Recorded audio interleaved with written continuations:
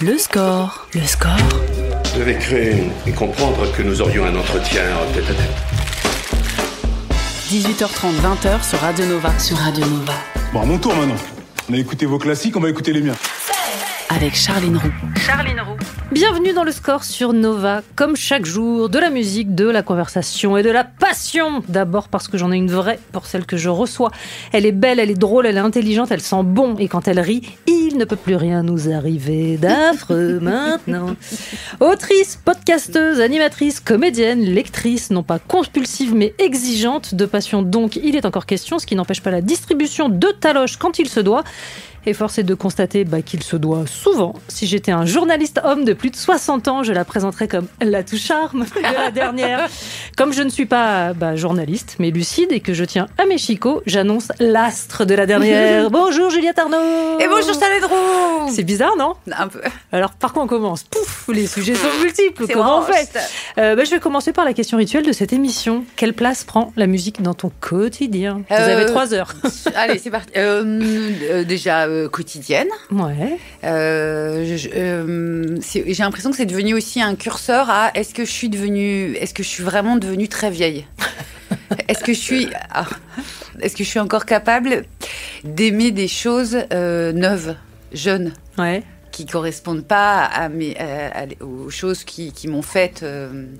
Et comme il y en a encore, je me dis, c'est bon.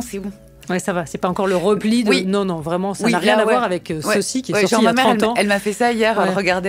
On regardait ensemble un peu de Roland Garros et elle me dit... elle me dit, non, mais là, de toute façon, moi, les joueurs français, ils me saoulent. Je lui dis, mais tu les connais pas. Elle me dit, non, ils sont trop jeunes. Et je lui dis, fais l'effort, regarde-les. Elle me dit, non, c'est fini.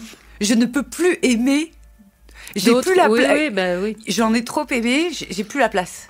Moi, mon test, pour savoir si vraiment le coup de pelle est réel ou pas, mon pire cauchemar, c'est quand on me dit, il y a ce nouveau groupe, veux-tu venir le découvrir en concert ?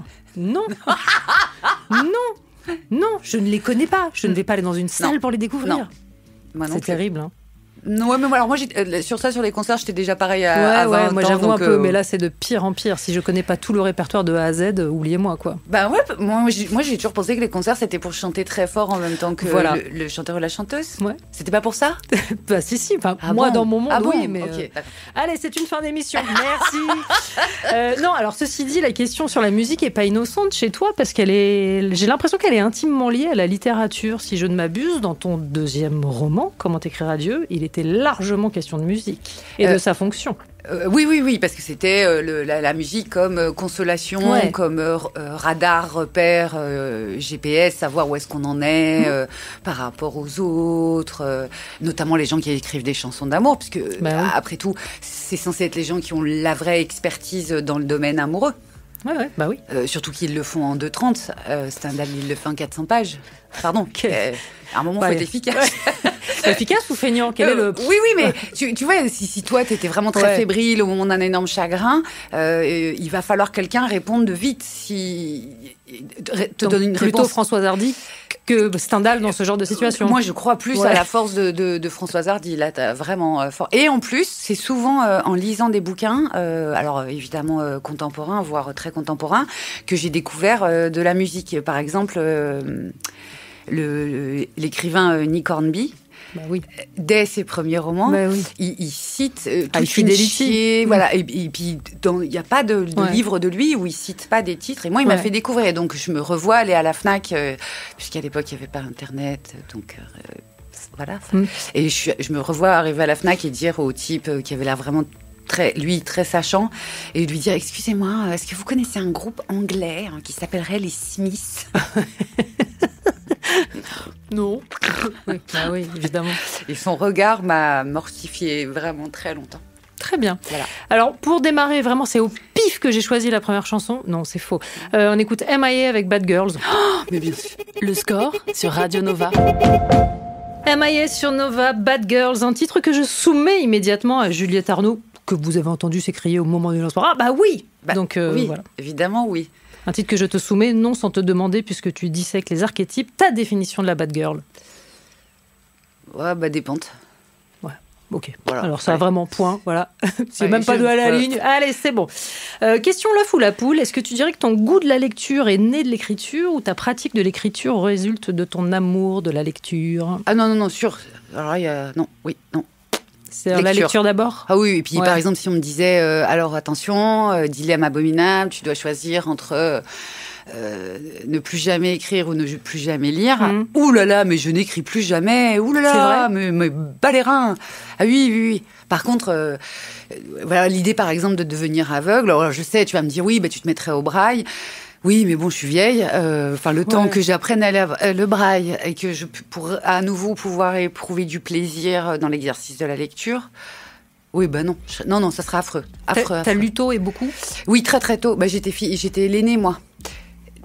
Donc, avec des parents très très jeunes, donc pas hyper patients. Ouais. Donc il fallait vite que je me trouve une occupation. Et puis je voyais ma mère lire, j'avais envie de faire comme elle, voilà. Et l'écriture, ça t'a tombé dessus quand ? Comment ? Alors c'est l'écriture orale. Je racontais des histoires aux petits en vacances. Déjà ? Ouais. Déjà en avant les histoires ? Oui. Dans les dortoirs en vacances dans les Alpes du Sud, où il y avait plein de gamins et moi je faisais partie de cette bande de gamins et c'était moi qui racontais les histoires. Donc je les transformais, je les adaptais, voilà.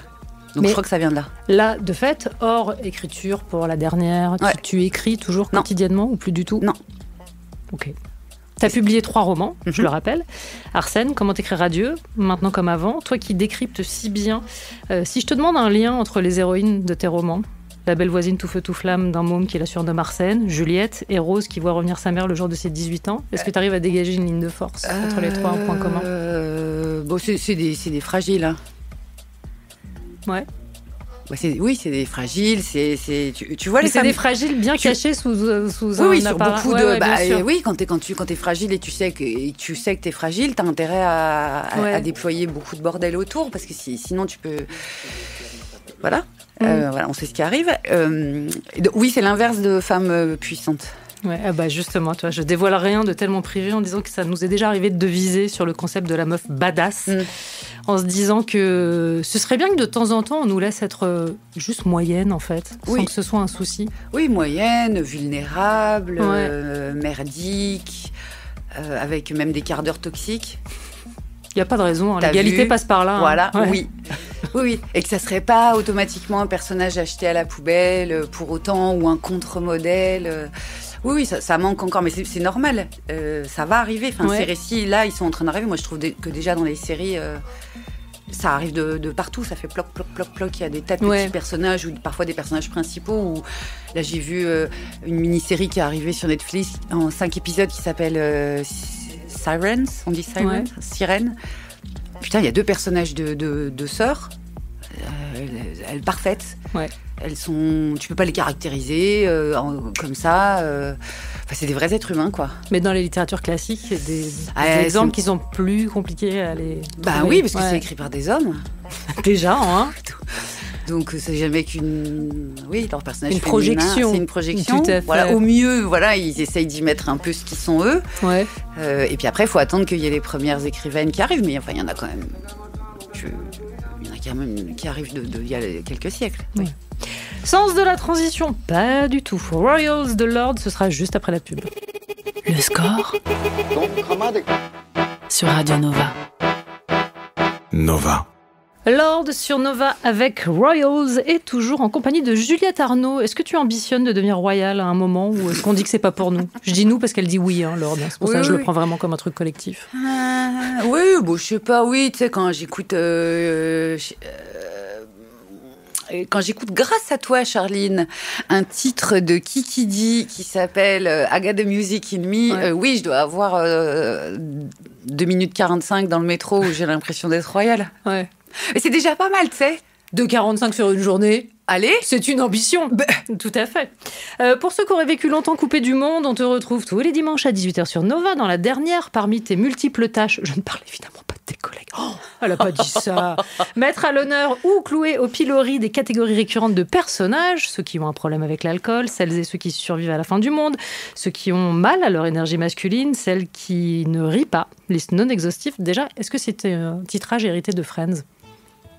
celle qui, celui qui, celle qui. Oh putain, j'y ai même pas pensé, alors que oui, ça doit venir de ça. Non, je me disais comment faire ça en une formule, mais oui, si ça se trouve, ça vient de là. Ouais. Mais c'est super, ça marche très bien. Oui.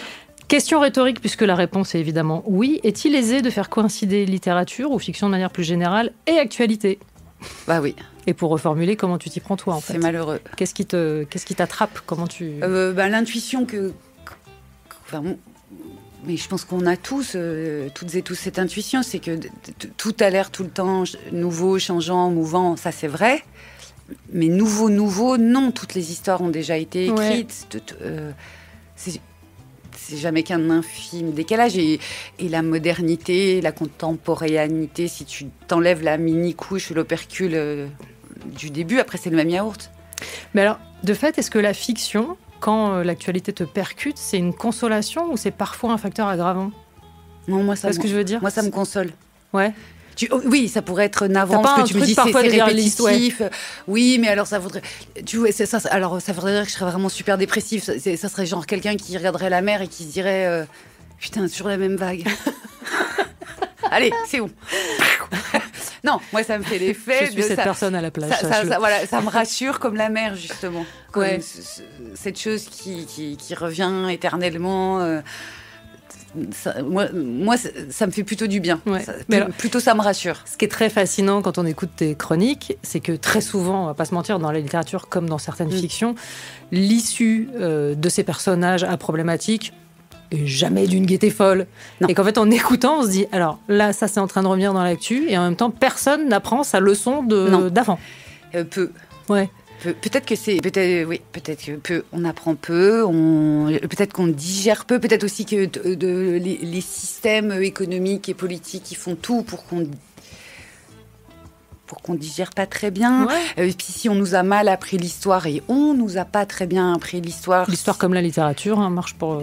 Tu vois, si on nous apprend par exemple dans les classes d'histoire, on nous parle un peu de décolonisation, mais on nous explique pas par exemple ni les uns ni les autres. On nous a pas appris comment on a colonisé littéralement. Qu'est-ce que tu veux qu'on retienne les bonnes leçons puisqu'on nous a pas appris la bonne histoire ? Ouais. Peut-être c'est ça. Il faudrait commencer par ça, par raconter vraiment ce qui se passe. Et peut-être que l'humanité en deviendrait mieux. Allez, fiction, voire science-fiction cette fois. Si tes petits camarades de jeu étaient des personnages de romans, qui les aurait écrits ? En commençant par le patron, Guillaume Meurice. Il serait qui dans la littérature ? Il serait le petit Nicolas. et il serait Sampé, et il serait Sampé le petit Nicolas. Ouais. Tu vois la manière qu'a Sampé de pas dans le monde de Sampé. Tu peux être étreint parfois par une forme de petit effroi ou de chagrin et tout ça, mais n'empêche que c'est un gars qui est guilleret. Et Guillaume, il est guilleret. Insolent et innocent. Oui. Émeric ? Balou. Dans le livre de l'agent. Balou, mais pile au moment qui est mon moment préféré, je pense, de cinéma. C'est le moment où Balou, il faut qu'il aille récupérer Mowgli parce qu'il a été capturé par les singes, parce que les singes, ils veulent le feu, parce qu'ils pensent que Mowgli sait faire le feu puisque c'est un bébé petit homme. Et là, Balou, il a une idée de génie. Il se dit, je vais me déguiser en singe, en guenon. J'ai l'image. Mais après, il est tellement pris par la musique que font les singes qu'il oublie complètement sa mission. Et il est là juste pour le plaisir de la danse. Et je vois très bien Émeric. Là, pour moi, ça, c'est ce que je préfère chez Émeric. Et Pierre-Emmanuel ? Et Pierre-Emmanuel, ça serait Mafalda. Ah ouais ? Ouais, je crois. Bizarrement, ça serait un personnage féminin. Oui, parce qu'il y a un truc, la rage la lucidité de Mafalda. Et parfois les regards qu'elle pose sur les adultes qui sont vraiment cliniquement mordants et très désagréables. Tout à fait, je vois bien. Voilà. On poursuit la conversation dans un instant. On écoute avant Métronomie avec The Look. Le score sur Nova, sur Radio Nova. Avec Charline Roux. Toujours en compagnie de Juliette Arnaud, on écoutait Métronomie The Look pour nulle autre raison que cette phrase « And everyone knows your trouble cause you read it in a big book ». Et je trouve que ça te va assez bien. Car oui, tu es une fauteuse de troubles, disons-le. Et on m'informe qu'un auditeur assidu de l'émission nous a laissé un message sur le répondeur fictif du score. On l'écoute ? Oui, bonjour Juliette, c'est Ramzy, ton rédacteur en chef préféré. Dis-moi, entre Guillaume Meurice, Aymeric Lompré et Pierre-Emmanuel Barré, lequel tu épouses, lequel tu tues et lequel tu gardes pour une nuit? Bisous. C'est pas moi qui ai posé cette question. Il faut vraiment être un mec hétérosexuel pour poser ce genre de questions, mais sérieusement. Ramzy, change de sexualité. Je répondrais ça. Non, alors vraiment, tu fais bien. Non, si, évidemment, j'épouse Guillaume parce que Guillaume, c'est la personne la plus facile à vivre que je connaisse. Ouais. Et puis, il s'autogère. Ouais. Voilà, c'est un garçon qui s'autogère. Moi, je préfère les gens qui savent qui je tue sur un coup de nerf. Je pense que c'est Pierre. C'est Pierre, il va trop vite. Ouais. Il va trop vite. Non, mais si, d'agacement. Il va trop vite. Pan. Et pour une nuit, alors ça, j'ai toujours dit à Aymeric, oui. Voilà. Si on avait le même âge et qu'on s'était rencontrés dans un autre espace-temps. Tu sais que ce sera retenu contre toi. De toute façon, Les auditrices et auditeurs de Nova sont très nombreux à m'avoir dit alors oui, la Juju, elle soumet ses invités à un questionnaire dont la perspicacité n'a d'égal que l'intérêt, soit grand. Ne serait-il pas temps qu'elle y réponde aussi? Oui, c'était une très longue phrase que m'ont laissé les auditrices. Et je la joue très bien. En plus, t'as remarqué, c'est surtout ça. Alors, je dis oui. Oui. Donc, il n'y a pas de raison qu'on ne te soumette pas à ce questionnaire. C'est vrai. Très bien. Alors, quel livre t'es resté de l'enfance, Juliette Arnaud? Alors, l'idée, moi, de ce questionnaire, c'est que je pense qu'il faut y répondre spontanément. Bah oui. Donc, je vais le faire. Donc, je pense que c'est Mémoire d'un âne, de la comtesse de Ségur. Parce que mon père me disait toujours que si j'écrivais mes mémoires, ça s'appellerait comme ça. Voilà. Le livre qui met... Et puis non, j'aimais vraiment beaucoup la comtesse de Ségur. Montessori, du coup. Oui, voilà. Vraiment dans un cas de Montessori, bien... Voilà, c'est ça. L'école du ghetto. Après, le livre qui m'a donné envie de devenir une grande personne. C'est un bouquin de Colette, c'est sûr. Parce que c'était la première fois que je lisais...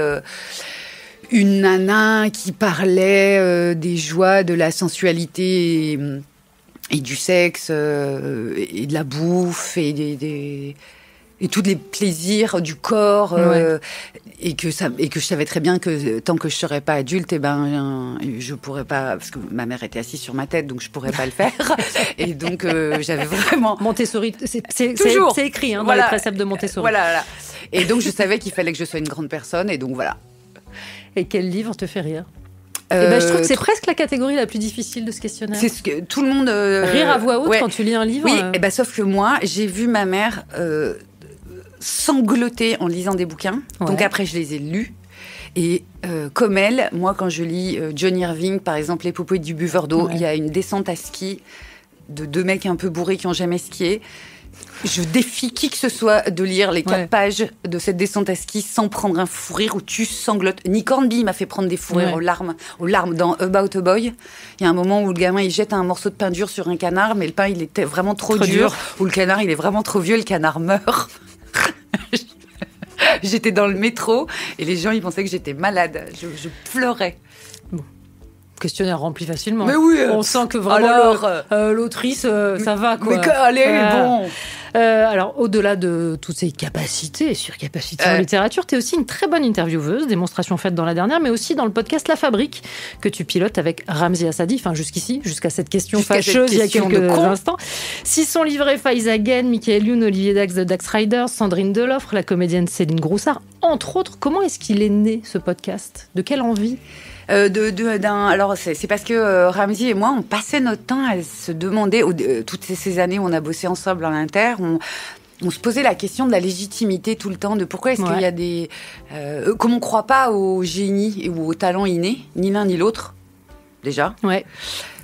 On réfléchissait au concours de circonstances, à tout ce qu'il fallait pour que quelqu'un se légitime ou soit légitimé par quelqu'un, par un contexte, et on se disait comme ça, de manière un peu intuitive, ça doit être rigolo, ça doit être à peu près pour tout le monde différent, et c'est ça qu'on a essayé de fouiller dans La Fabrique. L'invité de rêve, celui dont tu aimerais disséquer le cerveau? Nick Hornby, j'ai l'impression que je le connais, son cerveau. Donc quelqu'un qui serait un peu qui parlerait pas trop, qui serait un peu Pedro Pascal. Bah tiens. Alors vraiment. Et là, j'ai vu dans les yeux de Shirley. Et là, on parle vraiment de dissection de cerveau. Bah non, c'est non. Évidemment que non. Ne mentons pas, Juliette Arnaud. Moi, vraiment, Pedro Pascal, ce que j'aimerais, c'est connaître cette conception de la création. Non, c'est faux. Non, mais non. Et en plus, non, je te jure pas à ton public. Bon, d'accord. Ok, d'accord. Mais ça me va. En revanche, je serai là ce jour-là, évidemment. Nouvelle pause musicale dans le score. On écoute Blondie avec Rapture. Le score sur Radio Nova. Blondie sur Nova avec Rapture et toujours en compagnie de Juliette Arnaud. Juliette, citation de Debbie Harry parce que, point, c'était le... Voilà. Oui. Les femmes vont être les nouveaux Elvis, c'est la seule issue pour le rock'n'roll. Les seules personnes qui peuvent exprimer quelque chose de nouveau dans le rock sont les filles et les gays. Fin de citation. Prophétie ou vœu pieux? Je suis pas une spécialiste de l'histoire du rock. Mais j'aime quand même un peu cette idée. Mais en tout cas, intellectuellement parlant, oui, elle dit une chose très vraie. Et le jour et quand il y a eu des Noirs qui se sont chargés de reprendre le rock à leur compte, enfin en gros tous les gens qui n'ont pas eu voix au chapitre avant, ça fait sens. On a parlé de quelques-unes de tes activités artistiques. En voici une autre. Tu es comédienne, formée au cours Florent, à la scène, au cinéma. Qu'est-ce qui a déterminé à un endroit ton envie de devenir comédienne? Est-ce que ça t'est tombé dessus? Est-ce que, comme la légende le veut parfois, tu as eu une épiphanie en voyant un acteur, une actrice, un metteur en scène, une metteuse en scène? Pas du tout. Pas du tout. Puis alors ça, c'est pareil. Je devrais plus jamais jouer de ma vie. Tu sais, on ferait l'échange entre tu peux plus jamais voir de film de ta vie ou tu peux plus jamais jouer. Ouais. Ouh là là, mais c'est pas grave, je jouerai plus jamais. Et surtout, laissez-moi mon endroit de spectatrice. Ouais. Moi, je m'en foutais. Non, moi, je voulais pas être comédienne. Je voulais être. Je voulais une vie cool. Ouais. J'ai honte. Mais mais c'est hyper intéressant en fait. T'entends tellement souvent moi je savais, je voulais faire ça, il y avait qu'une option. Pas du tout Sarah Bernard, pas du tout tout ça. Non, pas du tout. Moi je voulais une vie rigolote, cool. Voilà, c'est tout. Alors, je modifie ma question épiphanie. J'imagine que tu as dû en avoir quand même quelques-unes sur scène ou au ciné ou en jouant. Oui, j'ai eu plein de plaisir. Ouais. Ah oui, j'ai eu plein de plaisir, notamment au théâtre avec mes copines Corinne Puget et Christine Anglio dans notre création à nous, Arrête de pleurer Pénal. Oui, j'ai eu des moments, sans doute les moments les plus... Plus de 750 représentations et un film. Ouais, mais c'est pas rien en fait. C'est des années, tout ça. Et oui, là, ça a été le bonheur, le plaisir. Puis on était jeunes, et puis c'était neuf, et puis on est passé on n'a pas d'argent on gagne notre vie, de pas du tout connu à un peu connu, la fame. Tout à coup, on peut se payer à boire. Des trucs. Wow. L'hydratation est à nous. Non, mais on peut inviter une tablée de 10 personnes, payer l'addition. C'est un kiff. Enfin voilà. Une nouvelle question d'un auditeur tout à fait lambda. Oui, bonjour Juliette, c'est Ramzi, ton rédacteur en chef préféré. Baguette magique, tu as 20 ans. Tu joues à nouveau ta pièce Arrête de pleurer Pénélope et tu dois choisir 2 comédiennes actuelles pour jouer avec toi. Lesquelles choisis-tu et pourquoi? Bisous. J'ai l'impression que c'est un as du tu préfères, Ramzi. Ah oui. Non, mais il croit vraiment que la vie, c'est ça. Alors moi, je viens de faire ça depuis le début de l'émission, de faire des tu préfères. Mais enfin, bon, c'est pas grave. Donc, il faut que je choisisse des jeunes filles pour jouer avec moi. Qui j'ai vu jouer récemment elle est pointue sa question, je sais pas moi. En plus, ça serait mieux que je dise des actrices françaises, ça serait plus chic. Alors franchement, il a mis aucune limite. Donc moi, j'ai envie de te dire, si tu veux une distrib internationale, je ne vois pas où est le problème. Non, je crois que je vais faire une réponse. C'est niais, mais c'est hyper vrai. C'est avec elle que ça m'a plu de le faire. C'est comme si on me disait tu voudrais non, en plus moi je crois pas à ce coup tu vas refaire ta vie en mieux. Moi je suis sûre que si on me donnait l'opportunité de refaire, je ferais exactement la même merde. Mais tu peux pas en parler comme ça. Je commettrais je me prendrais les mêmes murs genre au même moment donc non. Oui. Mais alors, ceci étant, le retour de cette pièce un jour sur scène avec ou sans toi, ça te semble envisageable? Ah mais la pièce, tout à fait. La pièce, elle continue sa vie. Elle est jouée par des gens qui ont l'âge de la jouer. Moi, j'ai plus l'âge du personnage depuis. Et c'est avant-hier. Voilà. Et ça me va bien. Et puis c'est pas comme si toutes les trois on l'a joué 10 ans. Ouais. Ouais, non mais c'est pas rien, c'est un truc. Ça fait. Il y a une partie de ma vie qui est définie par cette pièce et le rôle que j'y jouais. Ouais. On marque une courte pause de ce que préfère Guillaume Meurice et on se retrouve tout de suite après. Le score sur Nova. Charline Roux. Nova.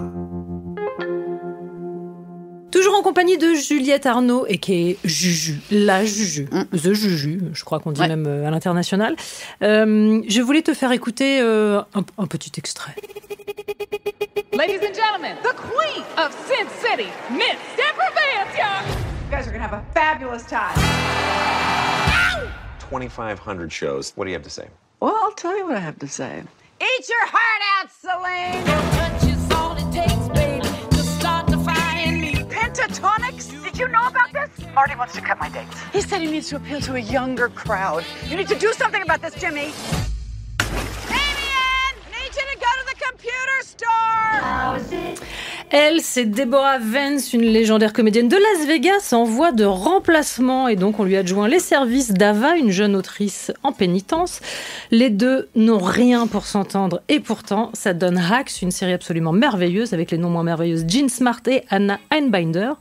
Une comédienne et une autrice rassemblées. C'était clairement une série pour toi.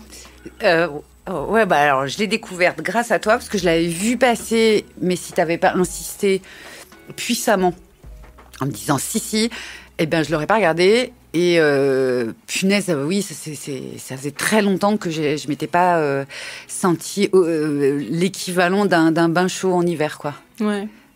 Alors je rends à César ce qui appartient à César. Je te l'ai recommandé et Emma Decaune et Renan Cros me l'ont recommandé. Enfin vraiment, on est sur une passation de. Mais c'est bien. Les 2 premières saisons sont sur Netflix. Oui. Vraiment, n'hésitez pas, c'est une merveille. Les suivantes arriveront, j'espère, et je pense très que vite. Pour tous les gens qui se posent des questions sur qu'est-ce que c'est que le fait d'écrire et d'écrire drôle et à plusieurs, moi c'est une des premières fois où je vois le moment où elles se mettent vraiment à écrire ensemble, parce qu'il va falloir un petit moment déjà pour qu'elles puissent se supporter les deux dans la même pièce. C'est pas gagné.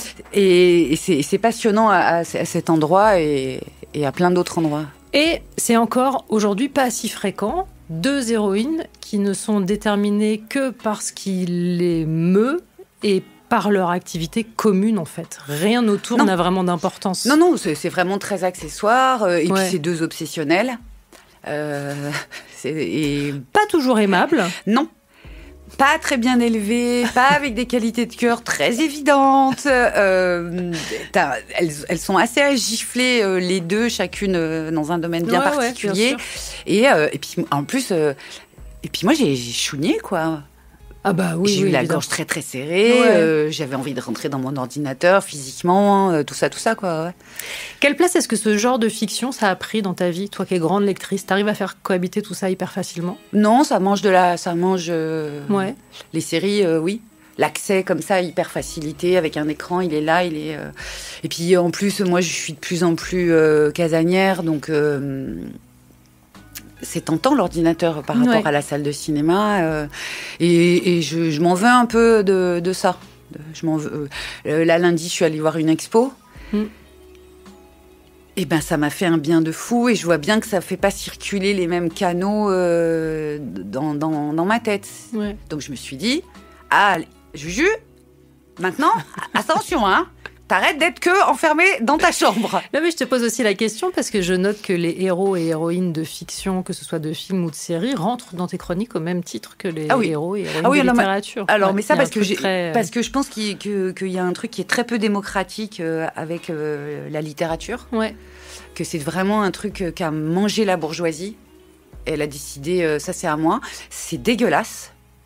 Parce que le goût des histoires, ça appartient certainement pas à la bourgeoisie, et c'est certainement pas la bourgeoisie qui l'a inventé. C'est pas vrai. Toutes les histoires orales, la tradition orale, ça ne vient certainement pas d'eux. Ils n'ont jamais été foutus de rien inventer, d'ailleurs. Donc, ils sont pris ce truc-là. C'est pas juste. Et il se trouve que les séries, c'est le retour en grâce des gens qui écrivent. Donc, des gens qui ont lu. Ouais. Et donc, ils recrachent dans les séries des choses qu'ils ont lues, qu'ils ont digérées, travaillées et tout ça. Et ça aussi, ça m'intéresse. Donc moi, faire le lien entre les romans, et même les romans les plus classiques et les séries, ça me semble au contraire vraiment la moindre des choses. Mais c'est en ça que la prescription est aussi vitale, je trouve. Oui. Ce que tu fais. Il y a il y a un truc de passeuse qui est. Oui. Il faut. Moi, si je t'avais. Tu vois, la série, et pourtant, il y avait cette actrice que j'aime beaucoup, Jean Smart. Ouais. Mais je l'avais mis de côté. Et le fait que tu me dises non, vraiment, c'est maintenant, comme je te fais confiance, j'y vais. Et merci mon Dieu, Charline. Merci au créateur de la série, surtout. Dernière pause musicale avant de te laisser la main, puisque c'est toi qui choisiras la dernière demi-heure de musique de cette émission. Oui, alors vraiment, les gens vont me dire, oui, tu le passes souvent celui-là. Oui, mais c'est comme ça en fait. Quand je reçois des filles que j'identifie à des copines, il y a toujours TLC et No Scrubs. Le score sur Nova, sur Radio Nova. I think I'm going to fall. Oh, fucking hell. TLC sur Nova avec No Scrubs et toujours en compagnie de Juliette Arnaud qui connaît donc la chanson par cœur. Oui, comme n'importe quelle fille de ma génération. Tout à fait. Avant de se quitter et avant de passer à ta playlist, il existe une épreuve digne de ton questionnaire, soit une rafale de questions sur la musique. L'idée, c'est pas de réflexion. Moi, j'ai pas le droit de Écoute, ça m'arrange. Moi, j'ai pas le droit de revenir sur tes réponses, mais c'est faux parce que je le fais tout le temps. Bien je le sûr. dis ça, c'est vraiment purement pour mettre les gens à l'aise, mais Bien c'est sûr. faux. Est-ce que tu es prête ? Oui. Allez, quel est le titre qui symbolise le mieux l'enfance ? Allô, maman Bobo. Le titre qui symbolise le mieux l'adolescence ? The Look de Roxette. Oh oui, pas mal. Ton hit de karaoké ? D'Allemagne, de Patricia Cass. Alors celle-là, je ne m'y attendais pas 3 secondes. Ah, j'adore cette chanson. Vous avec l'articulation et tout ça, ouais. Oui. Ah ouais, Puis moi, je parlais allemand. Enfin, j'ai fait allemand première langue, tout ça. Puis j'ai une passion pour l'Allemagne. Très bien. Le titre qu'on serait peut-être surpris de trouver dans tes playlists. L'Allemagne de Patricia Cass. J'ai l'impression qu'elle va revenir plusieurs fois cette chanson. Le titre qui te propulse immédiatement sur la piste de danse. Qui dit I got the music in me. Et le titre qui t'en fait immédiatement sortir. Mano. On embrasse évidemment Guillaume Meurice. Ta chanson de comédie musicale préférée? La chanson d'un prince et d'une princesse dans Peau d'âne. Très bien. Le titre que tu as le plus écouté ces derniers jours? Grâce à l'Expo, un titre de 2016 de Kanye qui s'appelle Ultralight Beam.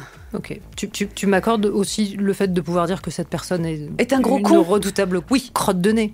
Non, mais je pense que même, c'est même plus que ça. Mais il se trouve que moi, j'ai jamais vraiment beaucoup aimé ce mec humainement. Mais il se trouve qu'à intervalles très réguliers, il y a un truc dans la manière dont il fabrique les morceaux qui me... Je me dis, mais tu peux pas être... Comment tu peux être un aussi gros connard avec de telles... des choses tellement... Mais pas seulement intelligentes. Il y a une chose dans son âme qui me peine, que j'aime beaucoup. Reprends-toi, Kanye, reprends-toi. Elle fait un petit geste avec un point rageur. Voilà. Question pénible, la chanson dont tu as un mal de chien à te débarrasser une fois que tu l'as en tête. Et que ça te tape sur les nerfs. Alors, je ne vais pas dire d'Allemagne de Patricia Cass. Non, parce que tu l'aimes. C'est un peu trop facile. Et parce que tu l'aimes. Qu'est-ce que les garçons, ils me mettent dans la tête vachement. Ah, mais toutes les chansons, putain, de Sardou, là. Pourquoi? Tu vois, tu sais, quand il y a Pierre-Emmanuel, t'es là, t'es à peu près dans une vibe bien, et d'un coup, t'entends « Mes chers parents, je vole ». Mais pourquoi? Pourquoi faire ça? Pourquoi faire ça? C'est pas bien. Même premier degré, second degré, whatever. Oui, c'est non. Il n'y a pas de degré. Laissez-nous tranquilles. Voilà. Très bien. Le message est passé. Il n'y a pas de degré. Ouais. Enfin, sauf dans le vin, mais c'est un autre problème. Voilà. Il faut le consommer avec modération. Et d'ailleurs, arrêtez de faire des vins à 14, 15 ou 16 degrés. Merde! Voilà, le principe de modération. Allez, je l'ai dit. On passe à ta playlist, bien évidemment. Non sans rappeler que la dernière, c'est tous les dimanches à 18h. Voilà. Que c'est une émission de qualité, que tu y es très bien entouré, malgré toutes les blagues récurrentes faites au cours de cette émission. Oui. Des garçons remarquables. Signalons-les. En tout cas, remarqués. À tout le moins. Oui, bon, faut toujours faire une petite mesure. Pour démarrer cette playlist, tu as choisi Tupac, All Eyes on Me. Pourquoi ce titre? Parce que je pense que quand tu as envie de devenir célèbre, ce qui est le cas de tous les gens personne ne devient célèbre sans avoir voulu être célèbre. Ouais. Voilà, ça, il y a pas de... La célébrité par accident, ce mythe. Arrêtez avec ce mythe. Hein.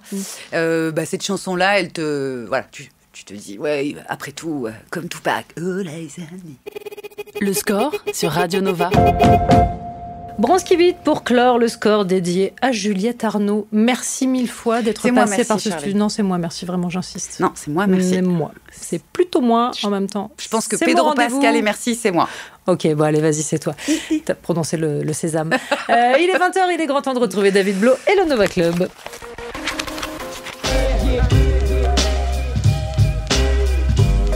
Le score sur Radio Nova. À retrouver en podcast sur nova.fr.